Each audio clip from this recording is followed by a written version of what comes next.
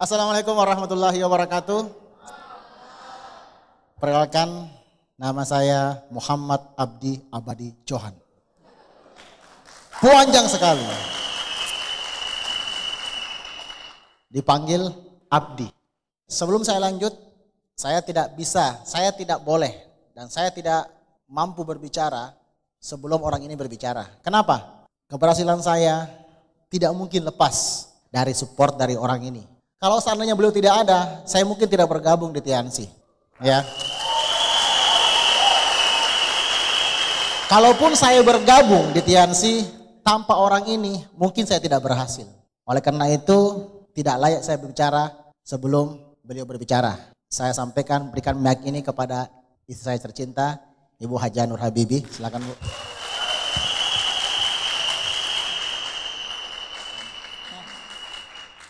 Terima kasih kepada suami saya, Bapak Muhammad Abdi Abadi Johan. Plus buat beliau dulu. Terlebih dahulu saya ingin bercerita bagaimana latar belakang kami berdua, sehingga nantinya dari cerita-cerita kami ini membawa bagaimana kami bisa berhasil di TNC. Dulu saya dengan suami saya gabung di TNC itu tidak langsung pleng. Maksudnya begitu banyak pekerjaan yang terlebih dahulu kami kerjakan. Keluarga yang cukup berada dan dari anak bungsu sangat dimanja ya. Seluruh apa yang saya inginkan selalu dipenuhi oleh orang tua saya. Lanjut cerita, lama-kelamaan saya besar bertumbuh menjadi seorang remaja yang kehidupannya yang tidak biasa-biasa juga tidak, luar biasa juga tidak, sedang-sedang saja. Akhirnya saya bertemu dengan sebuah perkumpulan Islam di kampus saya, namanya Himpunan Mahasiswa Islam. Lanjut cerita, saya bisa bertemu dengan pasangan saya di samping saya ini. Ya. Sebelum saya lebih jauh bercerita, di perkumpulan Islam ini saya banyak menemukan manfaat-manfaat yang di luar sana saya tidak dapatkan. Saya banyak ditempa dari anak yang paling manja, saya dibuat untuk lebih dewasa lagi. Kemudian saya banyak menghargai waktu di perkumpulan ini, dan saya banyak bertemu dengan begitu macam banyak profesi-profesi hidup dari orang-orang yang saya temui di perkumpulan Islam saya ini. Sehingga saya memutuskan hari itu saya harus mendapatkan seorang jodoh yang sama. Istilahnya di dalam agama saya itu sefirkah. Kenapa kemudian saya menerima orang yang di samping saya ini? Kalau dilihat Pak Abdi itu latar belakang dari keluarganya dibanding saya lebih luar biasa daripada beliau. Beliau itu latar belakangnya biasa-biasa saja, miskin tidak, kaya tidak, seperti itu. Sebelum saya menikah dengan beliau terlebih dahulu saya ingin mengetahui latar belakangnya. Tapi kemudian menurut saya latar belakang tidak penting. Yang penting cinta. Ya seperti itu. Setelah saya memutuskan untuk memilih beliau sebagai pasangan saya, tapi berhadapan dengan keluarga saya juga sangat sulit sekali. Kata keluarga saya, cinta saja tidak cukup katanya. Iya, betul juga.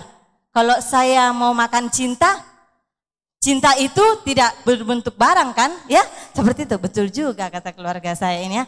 Tapi entah kenapa menurut saya hari itu latar belakang tidak penting. Yang penting adalah bagaimana masa depan. Karena dari hasil diskusi saya berdua, saya bilang orang ini sangat cocok buat saya. Keinginan-keinginannya hidup di masa depan itu sangat nyambung dengan saya. Sangat aneh ketika saya bertemu dengan orang-orang yang sebelum dia, ya teman-teman maksud saya bukan pacar ya. Saya tidak terlalu senang, orang cuman hidupnya foya-foya ya, saya tidak suka. Kenapa saya memutuskan nikah dengan beliau?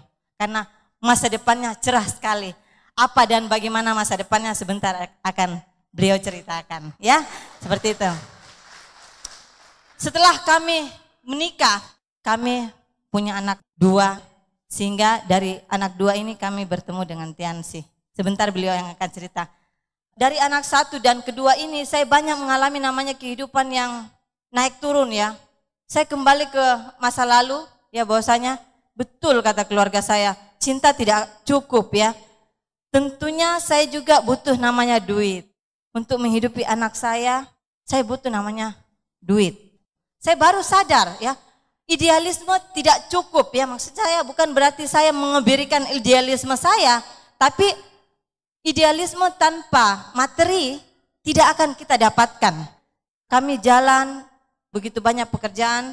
Pekerjaan saya dulu itu, saya pernah membangun sebuah rumah makan dan saya punya wartel, tapi rumah makan dan wartel itu bukan milik saya pribadi dengan suami saya ya, milik keluarga. Anda bisa bayangkan kalau milik keluarga berarti bagi-baginya banyak toh, jatuhnya di saya sedikit ya, seperti itu. Saya juga pernah bekerja jual-jualan yang kecil-kecil itu, saya pernah lakukan.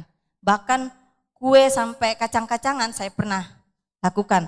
Itu semua demi hidup, menghidupi 2 anak kami yang masih kecil-kecil. Mungkin di antara Anda semua, Anda sudah ada yang punya anak. Yang tidak punya anak pun harus berpikir tentang kehidupan kan. Apapun kami lakukan untuk membahagiakan buah hati kami. Apapun itu, di bisnis ini tidak harus kita mengorbankan begitu banyak ya. Hanya banting bibir saja.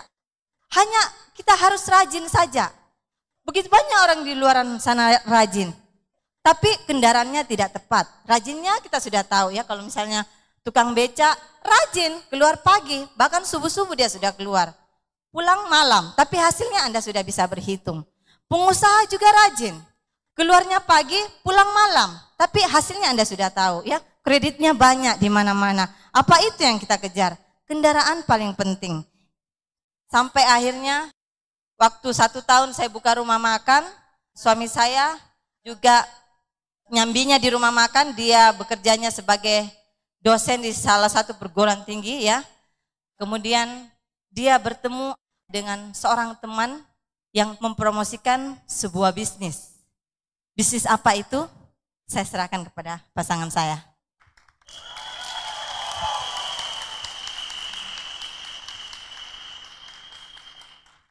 Setelah yang cantik, yang ganteng lagi ngomong. Tadi istri saya sudah menjelaskan kisah pertemuan kami. Banyak hal-hal yang belum ceritakan, sebentar saya ceritakan. Mungkin malu sebagai seorang perempuan. Saya lahir di kota Bone. Saya lahir kira-kira hampir 40 tahun yang lampau. Tua sekali ya. Mukanya masih umur 30 kan? Iya. Ini gara-gara Tiansi Bapak Ibu sekalian. Ya, saya lahir kurang lebih 40 tahun yang lampau. Kemudian saya umur 1 tahun, saya pindah ke Parepare. Nah, ada orang Parepare di sini? Jadi saya bersyukur sekali saya tinggal di lingkungan yang lurus-lurus saja. Tidak bergaul dengan orang-orang yang suka berjudi, berzina, mabuk-mabukan, mencuri. Saya termasuk orang yang lurus-lurus saja. Tapi satu hal yang membuat saya bersyukur sekaligus bersedih. Bersedih sekaligus bersyukur, bapak saya meninggal ketika saya masih kelas 5 SD. Kenapa saya bersedih? Namanya bapak meninggal, kita bersedih, betul tidak? Tapi belakangan saya bersyukur, kenapa? Dengan meninggalnya beliau, saya bisa tumbuh menjadi pribadi yang sangat mandiri sekali. Orang tua saya itu single parents, cuma ibu. Jadi kalau ibu ada, kalau ibu masih hidup, kasih sayang masih ada. Kalau bapak masih hidup, kehormatan masih ada. Kedua-duanya hidup, kehormatan dan kasih sayang masih ada. Ketika bapak meninggal, kehormatan hilang, kasih sayang masih ada. Ketika misalnya ibunya meninggal, bapaknya masih hidup, kehormatan ada, kasih sayang yang tidak ada. Kalau dua-duanya tidak ada, kehilangan kehormatan dan kehilangan kasih sayang. Bapak saya meninggal, saya kehilangan kehormatan. Kenapa? Dulu bapak saya sangat dihormati, keluarga kami sangat dihormati, sangat dihargai sebagai seorang yang termasuk dianggap orang tua di keluarga kami. Tapi ketika beliau meninggal, hampir tidak pernah ada lagi penghargaan yang pantas buat kami sekeluarga. Itu semua gara-gara orang yang dibanggakan, orang yang dianggap, yang dipandang itu sudah hilang. Disitulah kemudian saya tumbuh menjadi pribadi yang sangat mandiri, daya menentukan masa depan saya, dan sikap saya, pribadi saya sendiri. Saya sekali lagi beruntung sekali, berterima kasih kepada Tuhan, saya bergaul dengan orang-orang yang baik-baik. Seandainya bapak saya meninggal, saya hidup di lingkungan orang pencopet, mungkin sekarang saya sudah di penjara, Bapak Ibu sekalian. Saya bersyukur lurus-lurus kehidupan saya. Waktu saya SD, alhamdulillah, kelas 1 sampai kelas 5 selalu ranking 1. Wah, luar biasa. Ternyata Ternyata tidak semua orang yang terima reward itu orang yang sekolahnya hancur-hancuran. Ada juga orang yang berhasil. Saya mulai masuk kelas 6, bapak saya meninggal, kemudian masuk SMP juga, saya tidak pernah keluar dari 10 besar. Masuk SMA lagi tidak pernah keluar dari 15 besar. Saya lumayan sekali dan sekali lagi kehidupan saya sangat lurus sekali, sangat baik. Sangat baik. Hampir tidak ada gejolak Bapak Ibu sekalian. Saya kadang-kadang melawan, kok tidak ada ya gejolak terjadi di keluarga saya seperti anak-anak yang lain. Ada yang sampai di penjara, ada yang sampai minum-minuman keras, ada yang sampai narkoba. Saya kadang-kadang terbersih keinginan untuk seperti itu. Untuk punya gejolak, dinamika dalam kehidupan saya. Tapi kok selalu ada tangan yang bilang, jangan. Nah, tangan siapa itu ya, nggak tahu, syukur sekali. Untung sekarang ya saya tidak pernah namanya minum-minuman keras. Merokok pun tidak pernah, jadi syukur sekali jadi lurus-lurus saja kehidupan saya. Sampai akhirnya kemudian saya tamat sekolah. Jadi kenalkan saya yang paling parah cuma lompat pagar. Saya lompat pagar, maksudnya di sekolah itu saya lompat pagar keluar bolos dari sekolah. Itu pun terpaksa, kenapa? Saya mau sekali belajar tapi kayak kurang gaul kalau tidak lompat pagar Bapak Ibu sekalian. Kurang gaul. Ya. Akhirnya saya lompat pagar, saya sekolah di SMA 1 Parepare. Kemudian tamat SMA, kemudian lanjutkan ke perguruan tinggi. Saya masuk di perguruan tinggi yang bernama Unhas, perguruan tinggi yang sangat terkenal saat itu dan saya sangat bangga masuk di situ. Di antara sekian banyak puluhan ribu yang mendaftar, saya termasuk yang lolos. Saya pertama mengambilnya fakultas kedokteran. Karena namanya dokter itu kalau begitu sarjana, esket, kemudian praktek kan duitnya tidak pernah berhenti. Itu dulu. Tapi ternyata ibu saya bilang, jangan nak, itu biayanya tinggi sekali. Carilah pekerjaan yang langsung bekerja, yang itu berapa tahun, berapa puluh juta, berapa ratus juta habis untuk dapatkan gelar itu. Penghasilannya mungkin bagus, tapi kita tidak punya uang untuk membiayai kamu sekolah terlalu lama seperti itu.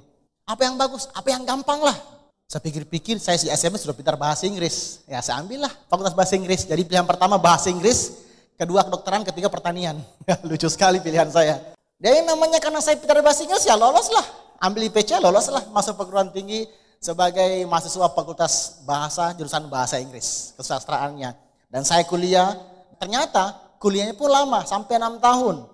Saya kuliah 4 tahun, selesai mata kuliah semua, tapi 2 tahun nganggur. Saya ke Jogja, ikut organisasi HMI, saya terlibat di situ, dan disitulah saya menemukan bagaimana seorang pemimpin yang baik. Saya banyak kepemimpinan di organisasi tersebut, dan alhamdulillah dengan adanya organisasi ini, saya bisa tahu karakter-karakter orang. Saya bisa memahami karakter-karakter orang. Mungkin itu pula yang mengantar saya sukses di usaha ini. Pokoknya kehidupan saya lurus saja, tidak ada masalah. Ada masalah muncul ketika saya menemukan seorang gadis yang cantik. Wah, disitulah ceritanya. Saat itu, saya kira-kira umur 27 tahun, teman saya bilang, cepat kau menikah, sudah tua sekali kau. Saya bilang, belum butuh tuh. Apa belum butuh? Ini kalau sananya buah, kau sudah busuk. Ya kan bilang iya. Saat itulah kemudian siapa yang cocok? Ada beberapa orang yang kau pilih, tinggal pilih. Waktu itu saya tidak punya penghasilan sama sekali Bapak sekalian. Saya tidak punya penghasilan. Itu pun saya masih kuliah juga saat itu. Saya belum punya penghasilan tapi saya berani mengambil langkah untuk melamar seseorang.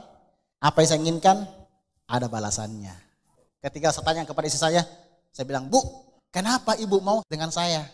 Saya pengangguran, waktu itu ceking juga, cenderung kumal, latar belakang saya miskin. Istri saya ini adalah anak keempat dari 4 bersaudara. Cuma dia sendirian perempuan, bapaknya direktur. Yang namanya Mercy, dia sudah punya. Kok mau orang seperti saya? Dia bilang, karena cuma kamu yang berani langsung melamar saya. Wah, ternyata seperti itu. Ternyata begitu banyak anak orang kaya yang melamar, tapi lewat bapaknya, lewat neneknya, lewat omnya. Itu banci itu. Masa pakai perantara? Kamu kan langsung melamar, langsung nembak. Wah, itu namanya jantan. Wah.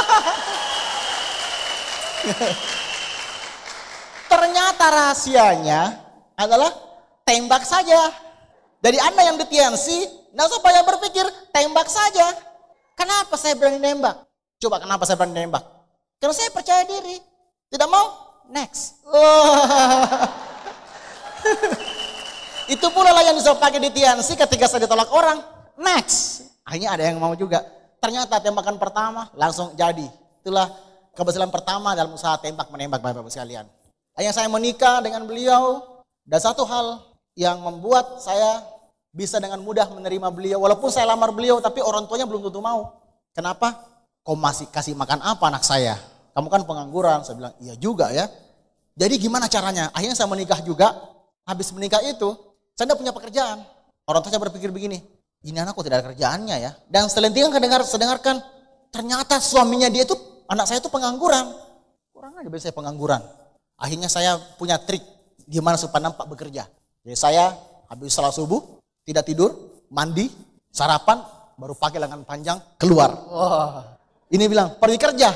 Padahal kemana? Ke rumah teman tidur, Bapak sekalian. Itu pengalaman yang sangat luar biasa saat itu Bapak sekalian. Kapan pulangnya? Sore sebelum maghrib. Pulang, pakaian masih bersih. Orang pikir, ini kok pakaiannya masih bersih ya? Akhirnya saya pulang, selalu begitu. Tapi kemudian saya berpikir ketika anak pertama saya lahir. Anak pertama saya lahir tidak mungkin lagi minta sama orang tua. Saya berpikir, wah anak saya ini mesti orang tuanya masih punya penghasilan. Saya jadi dosen juga pernah. Kemudian juga guru privat juga pernah. Jadi penghasilan tidak sedikit, banyak sekali. Saya kadang-kadang buka privat bahasa Inggris kepada para manajer-manajer. Ada manajernya mall, ada manajernya banyak sekali manajer yang saya ajari waktu itu. Dan penghasilannya lumayan besar. Tapi satu yang buat saya stres adalah ketika saya tidak bekerja lagi, saya tidak buka privat lagi, penghasilan tidak ada. Itu masalah terbesar dalam diri saya. Itu masalah besar. Tapi ingat, saya seorang muslim, agama apapun juga pasti pernah namanya berdoa. Saya selalu berdoa kepada Tuhan, ya Tuhan berikanlah hambamu rezeki yang banyak. Tiap saat doa saya selalu saya panjatkan habis sholat, saya berdoa, dan berdoa. Kenapa saya berdoa? Karena dalam agama saya, semua doa akan dikabulkan oleh Tuhan. Sama kira-kira agama yang lain? Semua agama pasti mengatakan bahwa berdoalah aku akan kabulkan. Dan saya berdoa, Tuhan mengabulkan doa saya. Suatu saat teman saya bilang begini, Abdi, ada multi level baru. Ini orang-orangnya tidak ngerti aturan main di Unicor ya. Multi level baru. Oh ya, apa itu? Tiansi, obat Cina. Saya berpikir yang namanya obat Cina gampang dipromosikan, betul tidak? Gampang dipromosikan. Dia bilang begini, kalau kamu belanja 500.000, bulan depan dapat bonus 140.000. Iya ya, saya belanja, jual, uang kembali, ada bonus. Beli lagi, jual, kembali lagi, jual, kembali lagi. Gampang menjual, bonusnya besar. Oke deh, saya langsung join di bintang 2. Karena pikirannya belanja 500.000, dapat bonus 140.000. Wah, saya senang sekali, Tapi Bapak Ibu sekalian, saya ketemu dengan seseorang. Dan beliau ini menceritakan kepada saya, bukan begitu Pak caranya. Caranya adalah seperti apa? Misalnya Anda bergabung, Anda harus cari orang dulu. Cari orang. Langsung muncul ego saya. Gini-gini seorang dosen. Cari orang, gak usah lah ya. Saya bergabung, harus cari orang. Saya mundur. Dan saya berhenti dari Tiansi saat itu. Sebenarnya masuk akal. Uang itu kalau ingin dapatkan uang harus kerja. Tapi Tiansi ini luar biasa. Usaha ini dikatakan bahwa kalau Anda bergabung di usaha ini, Anda belanja 500 dapat 140.000. Itu menggiurkan. Tapi kenyataannya Anda harus kerja. Dua hal yang sama-sama masuk akal. Gimana ya? Ternyata harus cari orang, saya langsung mengundurkan diri. Tidak aktif lagi di Tiansi, tidak jalankan usaha sama sekali. Tapi orang ini tahu cara menaklukkan saya. Saya diajak ke pertemuan, saya diajak ke namanya OPP. Di OPP lah saya menemukan ternyata hal yang namanya penolakan. Siapa yang di sini yang suka ditolak? Ada? Nggak suka ya? Sama saya juga tidak suka ditolak. Maka apa? Saya tidak mau bergabung aktif kembali di Tiansi. Karena kalau saya bergabung di Tiansi, saya pasti ditolak. Saya takut ditolak, makanya saya berhenti. Tapi di OPP beliau menjelaskan bahwa kalau Anda ditolak orang, gampang. Kalau Anda diterima, enak. Ada dua kemungkinan. Ya atau tidak. Kalau dia bergabung, dua juga kemungkinan. Aktif atau pasif, tidak ada masalah. Tapi yang jadi masalah ketika Anda bergabung, atau Anda ajak orang dan orang tidak bergabung, ada 3 kemungkinan. Oh, apa itu? Yang pertama, kalau dia tidak mau bergabung, jadikan dia konsumen saja. Biar dia minum produknya. Produknya kita bagus kok. Iya ya. Saya sering ajak orang dan tidak mau bergabung, tapi dia minum produknya. Silakan dia minum produknya. Lama-lama dia bilang begini, wih produkmu bagus sekali. Tetanggaku pada mau. Makanya kalau kau bergabung, tetanggamu bergabung, kau dapat bonus. Iya ya. Iya bagus ini. Orang tidak bergabung, tidak ada masalah. Jadikan dia konsumen. Terus kalau tidak mau bergabung, tidak mau konsumen, gimana caranya? Tenang, gampang. Minta referensi namanya. Maksudnya begini, tanya ke dia, mau bergabung? Tidak. Minum produk? Tidak. Oke, bilang, Bapak punya teman 4 orang, kira-kira yang bisa saja bergabung? Oh ya, saya punya 4 teman. Keempat teman ini Bapak Ibu sekalian, kalau dia bergabung, kira-kira gabung sama siapa kalau tidak punya upline? Gabung sama saya dong. Loh gimana gabung? Bapak belum gabung. Oke, saya bergabung. Iya. Orangnya langsung bergabung, padahal keempat orang ini kan belum diajak. Baru seandainya. Nah itu kan baru seandainya. Tapi kalau 4 orang ini bergabung, 1 orang upline, 4 grupnya, nggak masalah. Terus kalau orang begini, 4 orang ini bergabung sama siapa? Terserah deh, ambil sama kamu saja, ambil semua. 1 tidak bergabung, 4 penggantinya. Wah enak sekali. Saya tambah semangat Bapak Ibu sekalian. Nah yang terakhir, bagaimana kalau tidak bergabung, tidak mengkonsumsi produknya, tidak ada referensi nama, jadikan dia daftar hitam. Wah, iya ya. Orang yang bergabung 2 kemungkinan, aktif atau pasif. Kalau pasif setengah mati dia bangkitkan. Tapi orang tidak bergabung masih punya 3 kemungkinan. Dan 3 kemungkinan ini sangat besar peluangnya. Oke, mulai saat itu saya menemukan magic moment saya. Saya menemukan hal yang membuat saya bergerak di usaha ini. Saya yang paling takut ditolak, tapi penolakan ternyata masih punya 3 jalan mereka untuk bergabung. Mulai saat itu saya langsung bergabung, pantang mundur, jalan terus Bapak Ibu sekalian, batalan terus. Dan ketiga hal ini memang saya temukan di lapangan. Ada orang, banyak keluarga saya, keluarga istri saya rata-rata konsumen.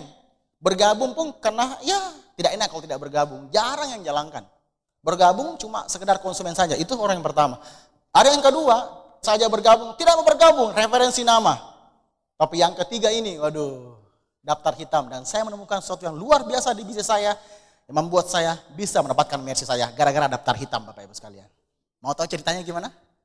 Suatu hari saya bersama istri saya ke sebuah bank menyetor duit. Waktu saya masih usaha wartel bersama istri saya nyetor duit. Saya bertemu dengan keluarga saya ini. Mata kami bertemu. Bukan perempuan ya, laki-laki. Mata saya bertemu dengan mata dia.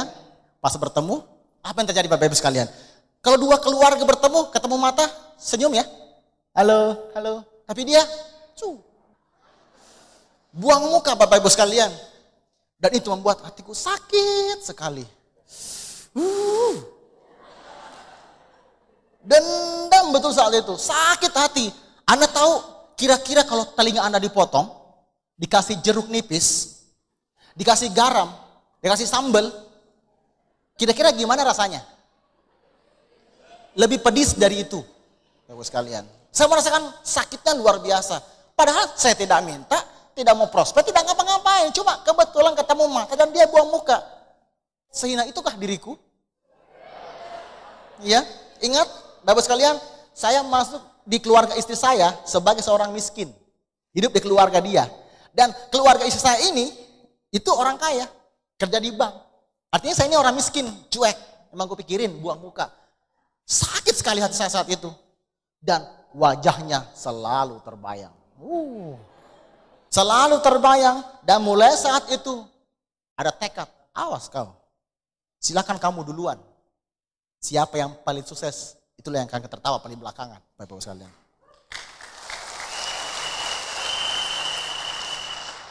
Dendam saya, dendam kesumat, Bapak-Ibu sekalian.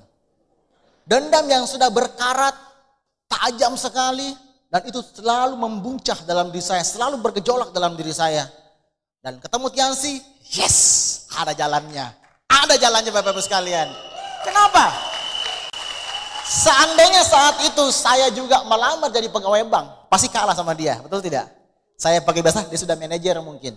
Saya kejar-kejaran, pasti saya kalah sama dia. Gimana caranya ya? Saya menemukan Tiansi. Tiansi, tidak ada jalan pintas dalam sukses, tapi jalan tolnya ada. Jalan pintas tidak ada, jalan tolnya ada. Kalau dia pakai jalan kerikil, saya pakai jalan tol Bapak-Ibu sekalian.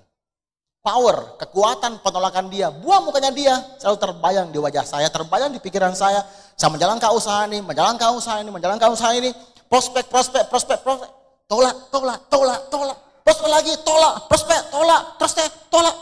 Dan saya menangis, saya pulang ke rumah saya, ketemu saya, gimana masa depan kita Bu? Iya ya, saya mau berhenti, tiba-tiba terbayang wajahnya. Terbayang wajahnya Bapak-Ibu sekalian. muncul wajahnya yang membuat saya, saya jalan lagi Bapak sekalian, jalan lagi, tolak lagi, muncul lagi wajahnya, jalan lagi. Saya tidak pernah berhenti demi membuat dia menangis belakangan Bapak Ibu sekalian. Saya menjalankan usaha ini tidak pernah berhenti. Jadi mungkin di usaha ini banyak orang berhasil karena impiannya sangat besar, ingin membahagiakan keluarga. Tapi impian saya di awal membuat dia menangis Bapak Ibu sekalian. Bagaimana orang ini menyesal buang muka dari saya. Menyesal, saya ingin dia menyesal buang muka dari saya. Saya ingin tunjukkan kepada dia bahwa engkau telah memandang enteng orang yang luar biasa.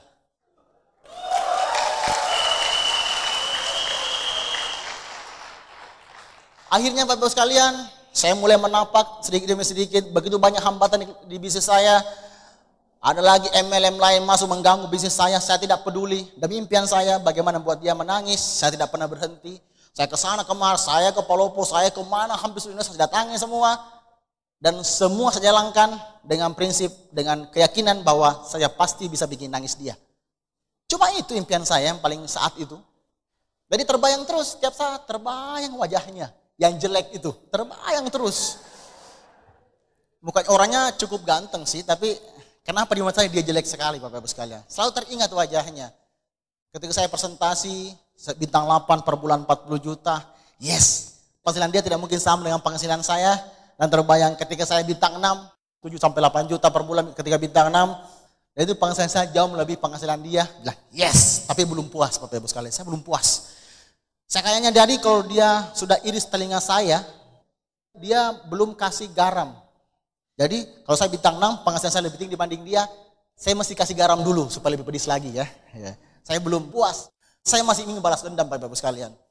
Saya bintang 7, saya berbintang 8, dan ketika saya bintang 8, saya beli mobil Bapak Ibu sekalian. Saya beli mobil Blue Mercy, saya beli mobil Honda City, dan saat itu Bapak Ibu sekalian, saya mulai pembalasan dendam seri pertama. Iya. Saya tahu dia bekerja itu untuk orang tuanya, Bapak Ibu sekalian. Bekerja untuk orang tuanya, tapi sayang sekali waktunya habis untuk mengurusi kantornya. Sementara orang tuanya mau ke sana kemari, tidak punya waktu anaknya untuk mengantar orang tuanya. Nah tahu siapa yang antar orang tuanya? Orang yang selama ini dia buang mukai, inilah yang mengantar orang tuanya Bapak Ibu sekalian. Yang luar biasa sekali, ketika suatu saat kita pernah sama-sama istri saya juga, orang tuanya mau keluar. Nak, antar saya. Maaf mak, saya pergi ke kantor. Akhirnya mama tidak jadi berangkat gara-gara anaknya pergi kantor. Dan saya datang. Sini Deng, saya antar Ki. Wah, saya antar mamanya. Dan itu saya puas sekali waktu itu, puas sekali. Saya puas sekali. Kenapa saya puas? Karena katanya cinta kepada orang tuanya. Kok tidak punya waktu buat orang tuanya? Saya bukan anaknya, tapi kok saya bisa membahagiakan orang tuanya? Dan itulah pembalasan seri pertama telah terwujud. Dendam membawa nikmat seri pertama telah terwujud Bapak Ibu sekalian. Saya akan menjalankan usaha ini, dan suatu saat kita ada meeting di sebuah hotel di Makassar. Diumumkan meeting Vini, Vidi, Vici. Meeting apa nih? Khusus bintang 4 ke atas. Leader meeting. Oke deh, kita datang. Alamat di Stokis. Saya perkenalkan bahwa orang yang membimbing saya selama ini, orang yang membantu saya selama ini, yang meriah buat apa yang kita semua, Bapak Eventius Purwoko, luar biasa sekali. Nah, Stokis Pak Eko, kita ngumpul semua waktu itu, dan apa yang terjadi? Tiba-tiba mati lampu Bapak Ibu sekalian. Mati lampu, kemudian acara dipindahkan ke Hotel Maricaya. Waktu itu ya, dipindahkan ke Hotel Maricaya, Jalan Kijang. Waktu meeting saat itu kita kumpul semua. Dan ternyata diumumkanlah nama-nama orang yang menjual tiket yang paling banyak saat itu. Waktu itu menjelang konvensi Jakarta. Dan diumumkan kepada Anda yang telah menjual tiket 100, silakan tampil ke depan. Ternyata meetingnya untuk closing tiket. Oh iya, bagus. Memang kita kan rencana mau Jakarta saat itu pembagian mobil. Diundanglah orang-orang yang punya menjual tiket sampai 100, muncullah di atas semangat semua. Yes, luar biasa. Berikutnya yang tampil menjual tiket lebih dari 200. Wah, naik lagi yang lain. Berikutnya lagi yang tampil menjual tiket sampai 350. Tampil lagi orang-orang yang luar biasa. Dan yang menjual tiket sampai 500 lembar. Uang ada yang naik. Karena kami waktu itu empat orang yang semuanya memang jumlah tiket yang paling banyak adalah kami. Tampillah di panggung. Waktu yang tampil saya, Pak Jeffrey, Pak Hari, dan Ibu Rina. Tampil semua di atas.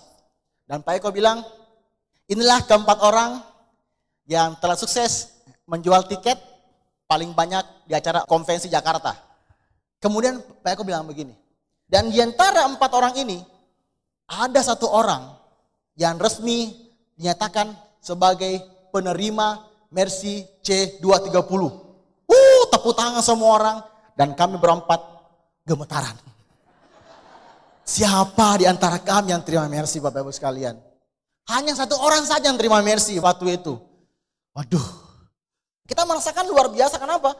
Kami diundang untuk meeting saja, ternyata diumumkan penerima Mercy. Yang lucunya 4 orang dipanggil, 1 yang tampil, 3 yang bikin malu. Kan 4 orang tampil, Bapak Ibu sekalian. Kok cuma 1 disebutkan, yang ketiganya kan dibikin malu, Bapak Ibu sekalian. Saya bilang tidak mungkin, saya tidak mau, saya tidak terima ini. Masa kami suruh tampil baru bikin malu juga? Akhirnya yang lain silakan kembali. Jadi dia bilang, Pak Eko bilang begini, siapa di antara 4 orang ini, siapa yang saya sebutkan namanya, silakan turun ke bawah. Berarti Anda tidak terima Mercy waktu itu. Panggillah Ibu Rina Primiani. Wah, Ibu Rina turun dengan berlinang air mata karena gagal dapat Mercy waktu itu. Berikutnya Bapak Jeffrey Yuliarto. Wah, Pak Jeffrey turun dengan hati yang sangat sedih, saya jamin. Tinggal 2 orang, Bapak Abdi dan Bapak Hari. Mati saya. Dan saya tahu Pak Hari duluan setahun dibanding saya. Segi omset pasti beliau lebih besar. Waduh, mati saya. Yalah, pasrah dah, pasrah. Yang penting kan yang terakhir kan kami berdua gitu kan. Lumayan lah, minimal kalau misalnya kalau pemilihan Indonesian Idol runner up dengan juara satunya waktu itu kan. Waktu itu ya. Kalaupun kalah dengan yang lebih senior enggak apa-apa. Jangan kalah dengan junior, enggak asik. Akhirnya Bapak Abdi, saya pun turun. Tapi hati saya kok tidak merasakan saya ini gagal gitu. Kenapa? Kok 4 ditampilkan, masa 3-nya dibikin malu? Curiganya seperti itu. Saya turun, inilah 1 orang, Bapak Hari menang piring, peraih Mercy. Tepuk tangan semua orang. Dan grup kami, grup 3 orang ini, sebagian sudah keluar dari ruangan. Kecewa, Upline tidak dapat Mercy kan? Tapi Pak Eko bilang begini, sebentar.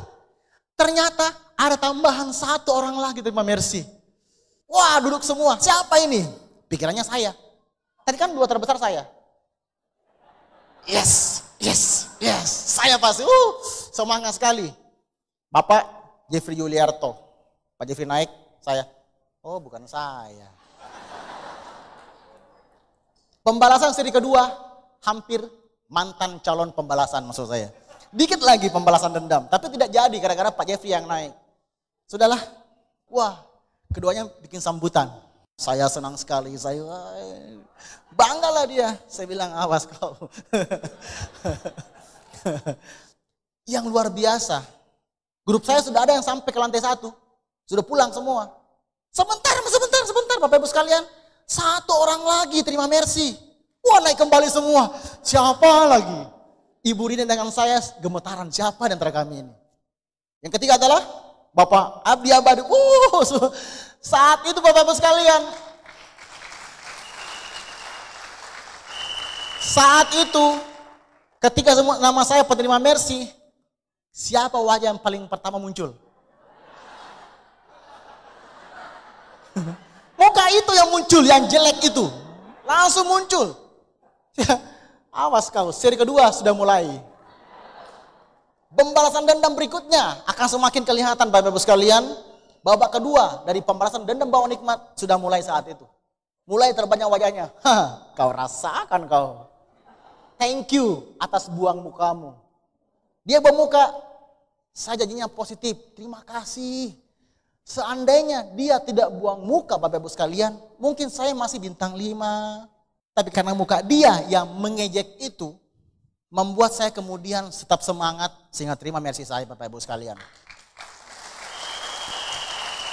Jadi Bapak Ibu yang di ruangan ini, yang mungkin Anda pernah prospek orang, dan Anda dilecehkan, Anda diejek, tenang saja. Gunakan kekuatan mereka, bilang awas kau. Kamu ejek saya hari ini, berikutnya. Itu Anda bisa balas dendam Bapak Ibu sekalian. Bagi Bapak Ibu sekalian menjalankan usaha ini, kemana-mana Anda presentasi, tolong bawa tustel. Bawa tustel. Prospek dia. Kalau dia tidak mau, 1 kali. Bawa tustel Bapak Ibu sekalian. Karena kita pasti berhasil di usahanya, pasti berhasil. Kalau Anda jalan pasti berhasil. Siapa yang pernah antri bayar ATM, bayar listrik, siapa? Anda tahu bayar listrik seperti apa? Anda berada pancaran ke-10, di depan ada 10 orang, 9 orang di depan Anda. Antrian pertama, itu pasti minta apa? Minta, saya dong yang bayar, oke bayar. Ketika yang pertama lewat, Anda yang ke-9. Kemudian ketika yang kedua lewat, Anda yang ke-8. Anda yang ke-7, Anda yang ke-6, terus menerus. Kemudian ketika Anda mencapai depan loket, Anda bayar, Anda sudah selesai. Betul tidak?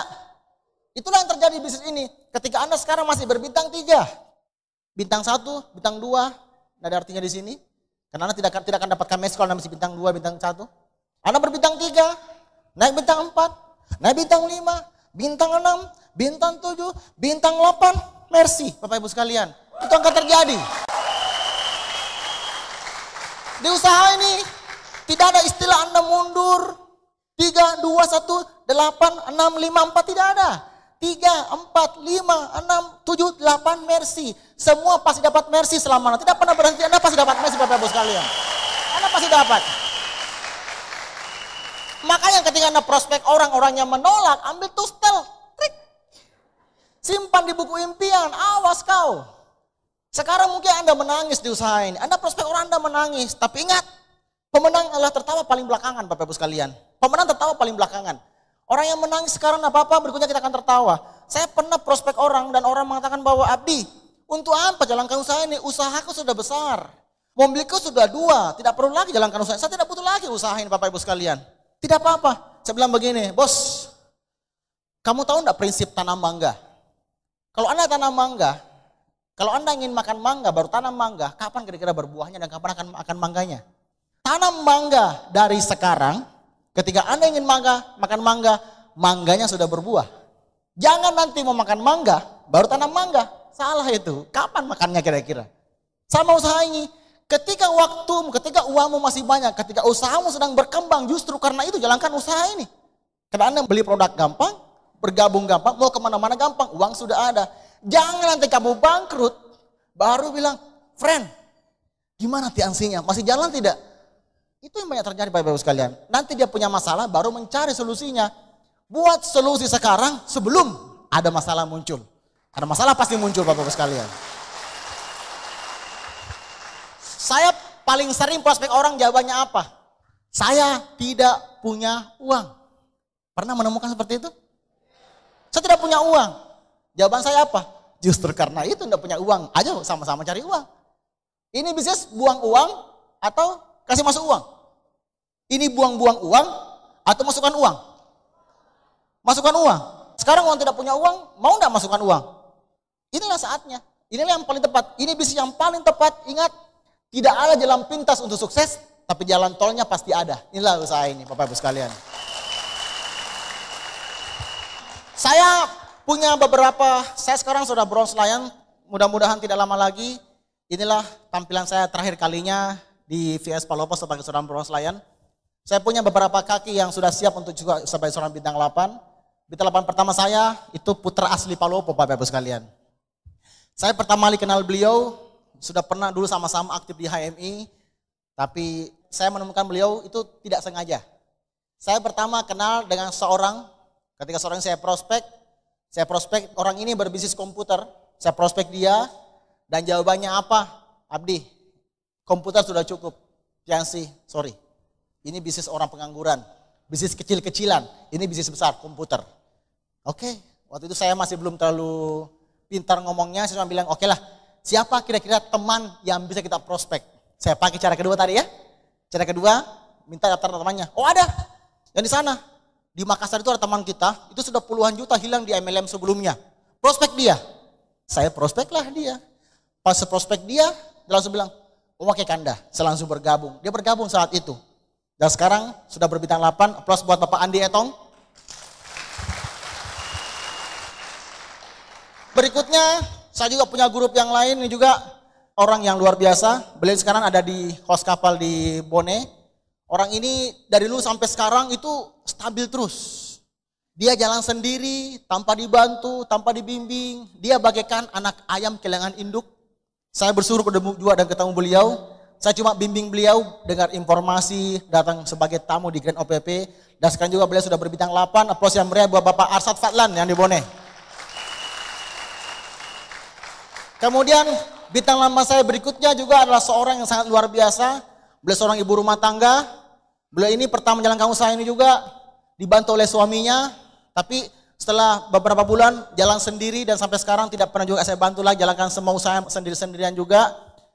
Beliau aplaus yang meriah bintang 8 Ibu Nur Habibie Cecep, istri saya sendiri. Beliau juga sudah bintang 8. Beliau ini lucu ya. Pertama saya bergabung sama-sama dengan beliau. Beliau bilang, ayo kita gabung sama-sama. Bilang, tidak, saya mau sendiri. Mau dapat mercy juga ternyata ya. Dia juga mau sendiri. Dan memang luar biasa sekali. Pernah beliau hamil 9 bulan. 9 bulan 2 hari kalau tidak salah waktu itu. Beliau hamil besar. Ada undangan home meeting di sebuah gunung. Jalannya berlubang-lubang. Dan dibonceng motor sama downline-nya. Nah, bisa bayangkan. Dan bagaimana ayah? Saya pergi. Ya silakan, kamu kan mau sendiri. Beliau pergi ke sana. Beliau pergi ke pegunungan tersebut naik motor sementara ini hamil besar. Wah, naik motor seperti ini. Perutnya juga mungkin goyang-goyang juga. Tapi sekarang juga alhamdulillah berkat perjuangan beliau sendiri, beliau sekarang sudah berbintang 8 juga. Luar biasa sekali. Jadi Bapak Ibu sekalian, mungkin kalau bukan orang ini, saya sulit untuk berkembang. Kenapa? Saya pertama kali menjalankan usaha ini pakai motor legenda. Motor yang sederhana. Motor yang harganya cuma 9 jutaan. Mungkin ada di sini yang juga pakai legenda, ada? Kalau yang pakai legenda, Anda adalah bronze lion berikutnya. Kalau motor Anda Honda Revo, Anda silver lion berikutnya. Kalau motor Anda Jupiter MX, Anda gold lion berikutnya. Yang tidak punya motor, bintang 8 berikutnya. Kenapa tidak? Yang punya mobil, hati-hati, zona nyaman. Ada mobil untuk apa lagi, kejar mobil untuk apa lagi, hati-hati juga dengan hal seperti itu. Saya pernah mengalami yang seperti itu Bapak Ibu sekalian. Dari motor legenda, itu dia bilang begini, saya bintang 7. Masa bintang 7 pakai motor legenda? Kata-katanya menyakitkan Bapak Ibu sekalian, tapi menyentak juga. Ini istriku, kok begini kata-katanya ya? Masa bintang 7 pakai legenda? Malu-maluin dong. Grupnya itu motor besar, masa kamu motor bebek? Ya juga ya. Besoknya langsung beli Tiger, ganti motor kecil ke motor besar. Dan memang betul Bapak Ibu sekalian, saya pernah mengalami naik motor kecil begini. Kayaknya itu kan harus begini kan? Betul tidak?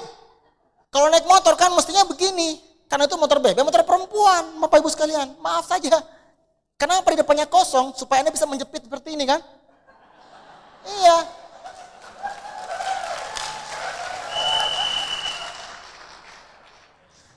Kalau laki-laki naik motor bebek dan harus menjepit, kan ada yang sakit Bapak Ibu sekalian.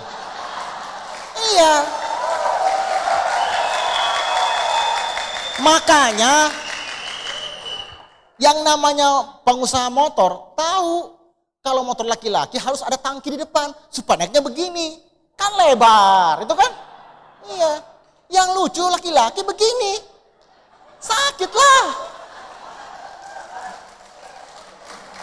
Dan ketika saya naik motor seperti ini, hebat ya motor ya. Saya kan lebih hebat dibanding jalan kaki kan. Datang motor besar samping. Ingat iklan oli kan? Kurang ajar ini. Sudah. Tambah istri lagi mengejek, masa bintang 7 pakai motor kecil? Saya langsung beli motor besar. Wah, gagah motor Tiger 2000. Saya lihat motor kecil. Saya balas dendam Bapak Ibu sekalian. Saya balas dendam orang-orang yang ada motor kecil. Wah, puas. Berhenti lampu merah, hujan, ada mobil. Mobil, hujan kita. Sehebat apapun motor Anda, hujan pasti kena ya, betul tidak? Ya sudahlah naik motor. Sudah pakai sisir rapi-rapi, sudah pakai minyak rambut harum-harum, pakai helm. Aduh, helmnya pernah dipakai orang lain lagi. Bau Pak, Bapak Ibu sekalian. Akhirnya kemudian istri saya bilang, saya bintang 8. Istri saya mulai lagi beraksi. Masa bintang 8 pakai motor? Waduh, ini istri juga kadang-kadang tidak sopan sama suami ya. Masa bintang 8 pakai motor? Ya terpaksa lah cari mobil. Ya beli mobil lah Bapak Ibu sekalian. Akhirnya saya beli mobil waktu itu, motornya baru 3-4 bulan, beli mobil lagi 1. Itu semua berkat Tiansi dan Unicorn Bapak Ibu sekalian. Saya naik mobil, ada naik motor, saya buka kaca, meludah, pung, tutup lagi. Maksudnya, kasihan kalau dendam membawa nikmat fase berikutnya. Akhirnya saya naik mobil, kemudian ternyata saya menemukan bahwa kalau ingin dapat Mercy, pancinglah dengan mobil 1 sebelum Mercy itu. Jarang sekali orang naik motor tiba-tiba dapat Mercy, harus punya mobil dulu biasanya, itu pengalaman saya. Artinya, kalau bintang 7 itu sudah mesti motor besar atau mobil Bapak Ibu sekalian. Kalau bronze lion itu harus pakai mobil. Nanti kalau bintang 8 itu dapat mobil setelah dia punya mobil sebelumnya baru dapat mobil berikutnya. Dan rata-rata penerima Mercy kan pernah punya mobil sebelumnya karena bintang 8 sudah mesti beli mobil Bapak Ibu sekalian. Dan saya menjalankan usaha bersama-sama dengan istri saya bahu-membahu. Banyak sekali halangan, rintangan terjadi tapi kami tidak pernah putus asa karena kami tahu bahwa orang yang sukses itu pasti harus melewati yang namanya rintangan-rintangan. Tidak mungkin tidak Bapak Ibu sekalian. Begitu banyak orang yang tidak punya masalah. Toh juga tidak punya apa-apa. Pernah lihat orang gila? Orang gila tahu? Tidak pakai baju no problem. Tidak pakai celana no problem. Cuek saja. Mereka tidak punya masalah. Tapi tidak dapat apa-apa juga. Orang dewasa itu karena dia pernah anak-anak. Betul tidak? Ketika anak-anak angkat ini bisa tidak? Umur 5 tahun angkat ini bisa tidak? Hambatannya apa? Angkat ini. Orang dewasa hambatannya ini gampang diangkat. Semakin dewasa orang, semakin banyak hambatannya. Batu kecil, hambatannya kurang. Semakin dewasa, semakin hambatannya. Semakin besar Anda, semakin banyak rintangannya. Semakin tinggi peringkat Anda, semakin banyak rintangannya. Saya tanya dulu Bapak sekalian. Yang bintang 3 dengan bintang 8, siapa yang paling banyak besar rintangannya? Bintang 8 ya. Tapi mau enggak bintang 8? Iyalah, itu kan. Jadi rintangan tidak mungkin tidak ada. Saya pernah tanya begini, bergabung tidak? Sorry friend, saya tidak punya uang. Mungkin bulan depan ada uang. Ingat, bulan depan ada uang, rintangan lain pasti muncul lagi. Kadang-kadang saya prospek orang, bergabung ya. Sorry, enggak punya uang sekarang. Kapan? Bulan depan. Bulan depan gimana? Ada uang cuma untuk ini. Berikutnya, ada uang untuk ini. Kapan ada uangnya? Setiap saat kita selalu punya masalah uang. Yusuf Kala tahu? Orang paling kaya mungkin se-Indonesia Timur. Punya masalah uang tidak? Ya punyalah. Kalau tidak punya tidak mungkin buka usaha lagi. Masalahnya selalu ada uang. Selalu di mana-mana semua orang setiap peringkat, setiap posisi pasti masalah uang. Bintang 3 dengan bintang 8 masalah uang tidak? Uang. Saya, Pak Jeffrey juga punya masalah keuangan. Masih banyak hal yang belum bisa dibeli. Masih banyak tangan yang minta untuk disumbang. Begitu banyak orang minta untuk disumbang. Dan itu tanggung jawab kita Bapak Ibu sekalian. Itu tanggung jawab kita. Banyak orang melihat bisnis ini. Untuk apalah bergabung usaha ini? Usahaku sudah bagus, anakku sudah sekolah, sudah punya rumah, selesai. Untuk apa? Ingat, orang yang baik adalah tangan di atas tetap lebih mulia dibanding tangan di bawah. Memberi tetap lebih bagus dibanding menerima atau meminta. Siapa yang suka nyumbang di sini? Ada?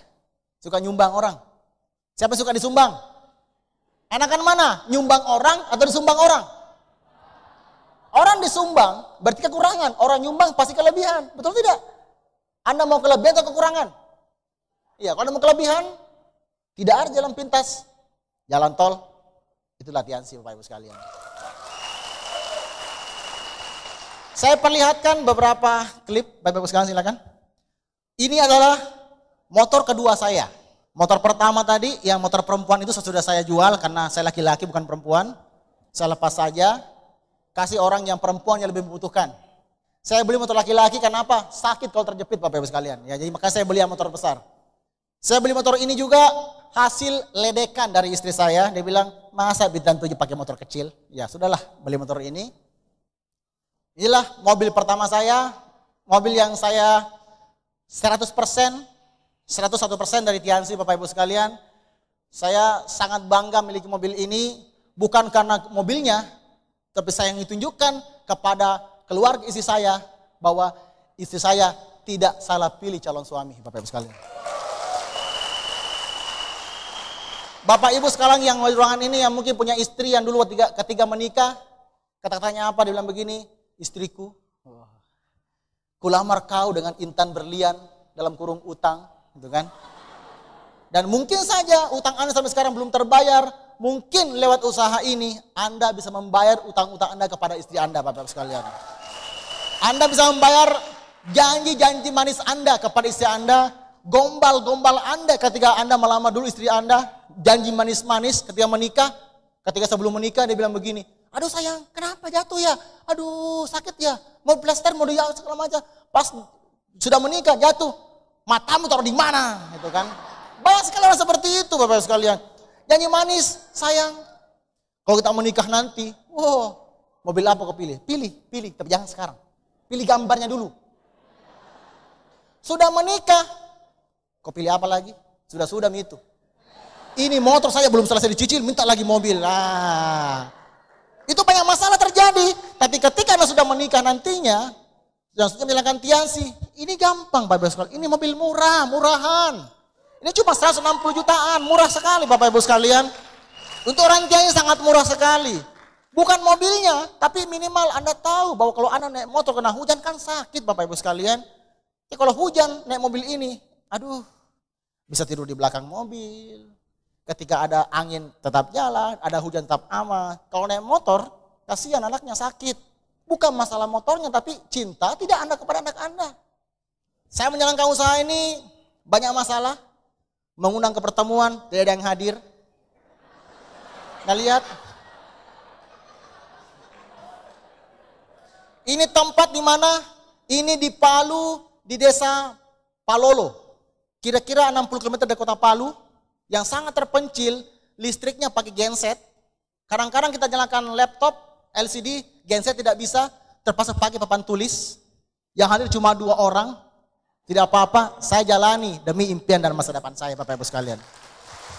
Berikutnya, kita lihat, inilah kemana-mana kami bawa genset. Karena daerah Palu itu banyak sekali yang tidak ada listriknya, terpaksa kami bawa. Gensetnya pun juga harus yang besar, yang kecil, ya paling untuk lampu saja. Jadi kalau yang untuk laptop, aduh, ada genset cadangan, Bapak Ibu sekalian. Sudah mulai gedungnya lebih bagus, tetap tidak ada orang, Bapak Ibu sekalian. Itu pernah dan sering saya alami jalankan usaha ini. Kenapa tidak banyak orang yang datang? Karena tidak banyak orang yang mau kaya Bapak Ibu sekalian. Iya, kalau semua orang yang diundang semua datang, kalau semua orang pola datang ke sini, siapa yang jaga toko Bapak Ibu sekalian? Iya, kalau semua orang dapat Mercy, siapa supirnya? Siapa supirnya kira-kira? Jadi kalau Anda prospek orang, dia tidak mau, supirnya. Iya seperti itu. Anda prospek orang dan mau Mercy ya. Iya, coba bayangkan. Kalau semua orang berhasil, siapa yang bawa ojek? Siapa yang jaga toko? Siapa yang cuci mobil kita? Bapak Ibu sekalian. Seperti itu. Jadi ketika saya buat pertemuan, tidak datang, wajar. Yang datang Mercy, tidak datang becak. Selesai. Tenang hati ini, tenang jiwa ini. Nah ini dia. Apapun saya lakukan demi omset. Ibu rumah tangga, ibu-ibu ini pintar kosmetik loh Bapak Ibu. Tapi saya ngajarin mereka bagaimana cara pakai masker. Saya ajarin mereka dan mereka beli jelasan. Dan omsetnya lumayan sekali. Saya ajarin mereka bagaimana cara pakai masker. Anda bisa bayangkan, itu kan bukan pekerjaan saya Bapak Ibu sekalian. Tapi demi impian saya lakukan juga semua seperti itu. Gitu kan. Demi apa? Demi impian kita. Yang penting halal, apa salahnya? Ini juga di Palu, saya training ibu-ibu bagaimana pakai masker dan lumayan hasilnya, ada yang cantik, kemudian ada omset yang masuk, luar biasa. Anda berani seperti itu? Harus berani dong demi Mercy. Berikutnya, ini pertemuan lagi, ini di Sopeng, di sini apply-nya datang ini, ada Ibu Samsinar di situ juga. Itu cuma 5 orang yang hadir, tidak banyak. Nggak apa-apa, saya jalani semuanya. Semua saya jalani tanpa pandang bulu, berapa yang datang terserah. Karena saya tahu pemenang tidak pernah banyak, Bapak Ibu sekalian. Berikutnya, nah ini pertemuan di sebuah desa, itu yang sangat terpencil Bapak Ibu sekalian. Kami pun juga pakai genset waktu itu, tapi kami pakai LCD. Melihat LCD saja, mereka senang luar biasa, langsung banyak bergabung hanya gara-gara pakai LCD orang. Bukan materinya. Wih, ada film. Sudah, langsung bergabung. Bayar berapa? Makanya kemana-mana Mbak LCD supaya kaget, langsung bayar ya. Ini adalah pertemuan saya buat di Poso. Banyak orang takut dengan Poso kan? Poso ada kerusuhan. Tapi saya tenang-tenang saja, karena saya tahu bukan kerusuhan, sudah tenang di sana, ada pertemuan seperti ini. Sedikit orang, tidak apa-apa. Sekali lagi, pemenang tidak pernah banyak, Bapak Ibu sekalian. Saya kalau buat pertemuan, selalu dekati kepala desanya. Dia dulu yang pertama saya bentuk. Ketika dapat bonus pertama, buat acara setelah terima bonus pertama. Langsung kepala desa terima bonus, dan kemudian grupnya, downline-nya semua dan warganya, wah, kepala dapat, semua pada ikut. Lihat kepalanya dapat bonus, luar biasa sekali. Dan itu teknik yang luar biasa, Anda boleh pakai itu teknik situ. Berikutnya, nah ini adalah grup saya di Ambon. Kedua dari kanan yang pakai blazer hitam, itulah seorang pedagang pasar di Pasar Mahardika di Ambon. Beliau dari Makassar jauh sekali, hampir tidak pernah saya bantu, tapi beliau menjalankan terus-menerus, omsetnya terus-menerus, hanya dengan cara apa? Cara prospek orang, ketemu di jalan, prospek, Pak, bulan ini saya masuk 10 juta, bulan ini 2 juta, bulan ini 3 juta, lapor terus, jarang ketemu, tapi jalan terus. Pedagang kaki lima, siapa yang bukan pedagang kaki lima di sini? Anda pasti lebih bisa dibanding dia, Bapak-Ibu sekalian. Berikutnya, nah ini yang sebelah kanan saya yang pakai topi, juga seorang pedagang kaki lima dari Kupang. Kita tahu Kupang dengan Jakarta jauh sekali, tapi beliau berhasil membawa 101 orang dari Kupang ke Jakarta acara pembagian mercy. Seorang pedagang kaki lima, orang Sengkang Bapak Ibu sekalian, tapi tinggal di Kupang, dan beliau sekarang sudah bintang 7 di usaha ini. Bapak Yahya Mada Ali, Bapak Ibu sekalian. Ini adalah pertemuan sudah di hotel, pertemuan sudah mulai luar biasa, sudah main hotel-hotel. Dulu main sekolah-sekolah, tempat yang paling sering kami gunakan adalah apa? Gedung PKK. Siapa yang paling sering pakai itu? Itu. Gedung PKK merupakan tempat yang paling sering kami pakai, dan saking orang-orang di sini yang menjalankan usaha ini pasti banyak akrab dengan orang-orang PKK. Betul tidak? Dan sekarang sudah mulai masuk ke hotel, Bapak-Ibu sekalian. Oke, berikutnya. Nah inilah, orang tidak pernah percaya Tiansi, tidak mungkin Tiansi bisa datangkan orang sebanyak ini kalau Tiansi tidak jalan. Tidak mungkin Mr. Lee bisa membayar, kamu datang ya, saya tawarkan pesawat datang. Tidak mungkin, mereka datang dengan biaya sendiri. Demi apa? Demi menunjukkan bahwa Tiansi memang presisi luar biasa. Inilah grup saya dulu ketika upline saya Pak Eko dapat BMW, saya sangat senang sekali tapi sangat iri. Kok mobil saya cuma mobil sedan biasa, kalau dia mobil Eropa. Tapi sekarang saya sudah mensandingkan mobil saya dengan mobilnya Pak Eko. Itu merupakan hal yang sangat luar biasa dalam diri saya. Sangat luar biasa karena dua mobil upline dengan downline luar biasa. Anda pasti membayangkan ketika Anda dapat Mercy dan grup Anda juga dapat Mercy, Anda pasti sangat bangga sekali. Anda pasti bangga kalau Anda dapat Mercy, tapi jauh lebih bangga kalau grup-grup Anda semua dapat Mercy, Bapak Ibu sekalian. Oke, berikutnya. Inilah foto pertama saya ketika bertemu dengan Mr. Lee Jin Yen. Ini luar biasa karena saya tidak pernah bayangkan bisa berjabat tangan dengan orang yang sangat saya teladani. Orang yang visinya melampaui waktunya, Bapak-Ibu sekalian. Orang belum pikir, dia sudah pikir. Padahal konsep supermarket MLM itu gampang sekali, tapi kok tidak ada yang pikirkan ya. Tapi istrinya langsung pikirkan dan langsung pakai. Luar biasa sekali beliau ini. Beliaulah yang orang yang tidak pernah bohong, yang pernah saya kenal.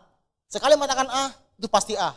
Dan beliau pernah terakhir mengatakan bahwa suatu saat 2008 sampai 2010, Tiansi akan bagi-bagi mobil satu detik, Bapak-Ibu sekalian.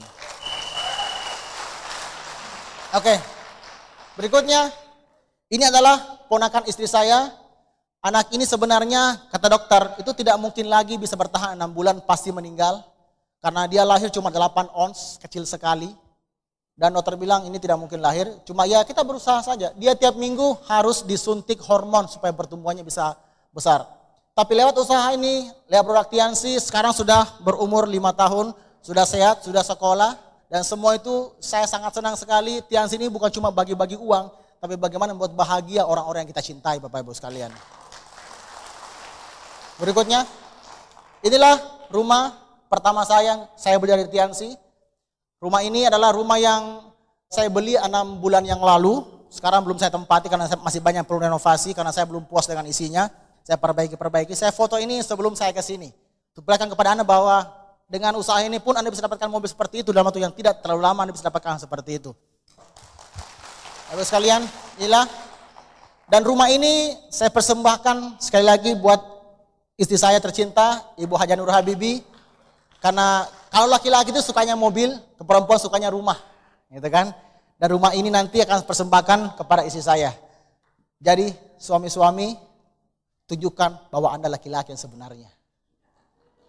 Ya. Tunjukkan kepada mertua Anda bahwa istri Anda tidak salah pilih suami. Anda layak memberikan yang terbaik buat istri Anda, Bapak Ibu sekalian. Ini adalah saya jalan-jalan berenang di Tanjung Bunga. Anda tahu ini berenang apa sih hebatnya? Tapi ini pada hari Rabu jam 10 pagi. Anda di mana waktu itu? Di kantor kan? Rekreasi yang paling enak itu bukan Sabtu Minggu Bapak Ibu sekalian, tapi Senin sampai Jumat. Kalau Anda pergi rekreasi Senin sampai Jumat, tidak ada orang lain, kita berenang sepuas-puasnya. Yang kedua juga, kalau Anda pergi restoran saat Senin sampai Jumat, itu piringnya pasti bersih. Disabuni. Belum ada tamu, sabuni lagi. Ada tamu, sabuni lagi. Sabun terus, sampai piringnya sampai tipis gara-gara disabuni terus. Jadi Anda makan itu bersih sekali. Jadi kalau Anda datang ke restoran, terutama di Makassar ya, Sabtu Minggu piringnya kotor berminyak. Kenapa? Belum sempat cuci, ada lagi tamu yang baru. Cepat cuci. Belum bersih, datang lagi tamu. Kalau bukan bau sabun, bau ikan bakar. Kenapa tidak sempat? Karena mereka tidak punya waktu Senin sampai Jumat. Tapi kami berkat usaha ini punya kebesaran waktu untuk dinikmati bersama keluarga dan orang-orang kita cintai Bapak-Bapak sekalian. Oke, berikutnya. Saya tidur sekarang dengan 3 wanita. Istri saya, anak saya yang kedua, anak saya yang keempat. Ini waktu kami jalan-jalan ke mall. Itu pun bukan hari Sabtu Minggu. Saya paling benci jalan-jalan ke mall Sabtu Minggu. Parkirnya setengah mati, antrinya setengah mati. Tapi kalau Senin jam 10, aduh kurang orang, bebas ke sana kemari. Tidak panas kan, karena AC-nya kan cuma buat kami gitu. Paling indah jalan-jalan ke mall Senin sampai Jumat. Sabtu Minggu, maaf, kami kerja atau kami di rumah, Bapak-Bapak sekalian. Inilah keempat anak-anak saya. Nah lihat, yang pertama itu namanya Michael Muhammad Sodik, kelas 4 SD. Kenapa namanya Michael? Kalau saya Muslim, karena Michael itu dekat Mikail juga. Artinya malaikat pemberi rezeki. Cuma supaya keren jadi Michael. Itu kan masalah bahasa saja kan? Ya, gitu ya. Ini anak kedua saya yang perempuan, jadi kami tidak pernah minta bersusun begitu, tapi Tuhan berikan kok. Jadi ada rahasia. Mau dapat anak perempuan, anak laki-laki gampang diatur. Jangan minta sama Tuhan. Tuhan, kamu tahu apa yang saya mau? Itu doanya. Buat anak, laki. Kedua, perempuan. Ketiga, laki. Keempat, perempuan. Tidak diminta, tapi Tuhan tahu apa yang saya mau. Karena saya pasrah kepada Tuhan. Banyak orang bilang, Tuhan berikan laki-laki, keluar perempuan. Tuhan berikan perempuan, keluar laki-laki. Pasrah saja, Tuhan akan tahu apa yang kita inginkan Bapak Ibu sekalian. Inilah anak pertama saya laki-laki, kedua perempuan, ketiga laki-laki, keempat perempuan. Anak pertama rezekinya legenda. Anak kedua rezekinya Honda Tiger. Yang ketiga Honda City, yang keempat Mercy. Gitu. Karena anak saya yang keempat ini itu dalam kandungan ketika saya terima Mercy. Jadi saya ke sana tuh dalam keadaan hamil. Terima Mercy-nya. Jadi banyak anak, banyak rezeki, itu betul. Jangan bilang banyak anak bikin susah. Itu kalau tidak punya uang. Kalau semakin banyak uang, semakin banyak anak, semakin banyak rezeki. Karena semua anak pasti punya rezeki. Jadi kalau mau dapatkan mobil, segera tambah anak baru. Oke. Bapak-Bapak sekalian, saya tahu semua Anda di ruangan ini pasti punya orang yang dicintai, Bapak-Bapak sekalian. Betul? Semua orang bapak pasti punya anak. Seorang ibu pasti mencintai anaknya. Dan saya yakin sekali Anda di ruangan ini semua memiliki orang yang dicintai. Bapak-Bapak sekalian, inilah keluarga saya. Saya berjuang untuk mereka, bukan untuk siapa-siapa. Mereka hidup di bawah tanggung jawab saya, Bapak-Bapak sekalian. Ketika pertama kali saya ingin menikah dengan istri saya, satu tekad saya, cuma nyawanya saya tidak tanggung, karena Tuhan penanggung nyawa. Tapi hidup baik matinya, sehat tidaknya, rezekinya, tanggung jawab saya. Ketika sudah menikah Bapak-Ibu sekalian, istri Anda itu di bawah kekuasaan Anda, di bawah tanggung jawab Anda. Istri saya itulah orang yang sangat luar biasa. Ketika saya punya banyak masalah, istri saya menegur, ayah, ingat anak-anak kita, ingat orang tua kita, mereka semua orang-orang yang patut dikasihani, orang yang patut dicintai, patut diberikannya lebih dibanding yang lain. Ketika saya down, istri saya selalu bangkitkan semangat saya. Saya semangat lagi, ketika down lagi, istri saya bangkitkan lagi semangat saya. Istri saya sangat cintai, beliau telah memberikan anak-anak saya, Bapak Ibu sekalian. Dan saya sangat berterima kasih kepada beliau. Berkat beliaulah saya tetap bisa bertahan di usaha ini, Bapak Ibu sekalian. Saya tahu di ruangan ini juga, setiap individu pasti ingin keluarganya bahagia. Betul Bapak Ibu? Anda pasti ingin anak Anda, suami Anda bahagia. Tapi kapankah kira-kira keinginan Anda untuk membahagiakan mereka itu terjadi? Apakah Anda harus menunggu Tuhan langsung berikan rezeki kepada Anda? Atau Anda kerjakan dari sekarang usaha ini, Anda bangun usaha Anda, tidak lama kemudian kebahagiaan Anda akan datang kepada Anda dan kepada keluarga Anda, Bapak Ibu sekalian. Inilah ibu saya. Bapak saya meninggal ketika saya masih SD kelas 5, Bapak Ibu sekalian. Dan orang tua saya inilah yang tersisa. Beliau sekarang sudah hampir berumur 70 tahun. Sudah tua sekali. Dan satu kata-kata yang tidak pernah lepas dari ingatan saya bahwa, nak, saya tidak minta apa-apa. Tolong, kalau kamu sudah kaya, bawa saya ke tanah suci. Itu kata-kata yang paling teringat sampai sekarang, tidak pernah hilang dari ingatan saya. Dan berkat usaha ini Bapak Ibu sekalian, tahun ini juga saya sudah daftarkan orang tua saya naik tanah suci ONH Plus. Sudah saya bayar semua. Beliau tinggal berangkat nanti bulan 11. Saya berdoa orang tua saya akan beribadah ke tanah suci. Itu semua berkat Allah Subhanahu wa taala lewat bisnis Tiansi dan Unicorn. Saya tidak tahu kapan beliau meninggal. Sebelum beliau meninggal, saya harus membawa dia ke tanah suci. Itu prinsip saya. Dan Bapak Ibu sekalian, mungkin Anda masih punya orang tua, Anda mungkin masih punya bapak, Anda mungkin masih punya ibu. Ketika orang bapak saya meninggal, di keluarga kami kehormatan tidak ada Bapak Ibu sekalian. Banyak pelecehan-pelecehan dilakukan oleh orang-orang yang selama ini takut dekat rumah saya ketika orang tua saya masih hidup. Ketika bapak saya meninggal, orang semuanya mulai berani dengan keluarga saya. Karena keluarga saya sudah jadi miskin gara-gara orang bapak saya meninggal Bapak Ibu sekalian. Tapi berkat usaha ini, mereka kemudian lambat laun mulai percaya lagi dengan keluarga kami. Mulai hormat lain keluarga kami, dan semuanya berkat usaha ini orang tua saya bisa naik tanah suci dan mulai menunjukkan kepada mereka bahwa tanpa bapak pun, tanpa orang tua pun, keluarga kami akan tetap terhormat Bapak Ibu sekalian. Mungkin di ruangan ini semua yang sudah kehilangan bapak, Anda mungkin dipandang enteng orang, tidak apa-apa. Karena Tiansi masih punya jalan, kita masih punya jalan dengan Tiansi untuk mengembalikan kehormatan tersebut. Mungkin Anda yang sudah kehilangan ibu, tetapi Tiansi bisa memberikan kasih sayang lagi kepada Anda bisa membagi kasih sayang kepada sama manusia. Dan Bapak Ibu sekalian, wajahnya dia bisa Anda ganti dengan wajah Anda, wajah saya ganti dengan wajah Anda, wajah ibu saya Anda ganti dengan wajah ibu Anda. Saya tidak tahu kapan orang tua Anda meninggal, sebelum itu terjadi, berikan yang terbaik. Jangan sampai semua yang Anda inginkan, semua yang akan Anda berikan kepada orang tua Anda sudah terlambat Bapak Ibu sekalian. Saya punya kisah, seorang anak ketika ingin bergabung di usaha ini, dia selalu menunda untuk bergabung. Dia bilang nanti. Tapi ketika saat ada momen, dia langsung bergabung, menjalankan usaha ini. Luar biasa, kerja keras, banting tulang menjalankan usaha ini. Dan suatu saat, sang anak ini mendapatkan penghargaan sebuah mobil mewah.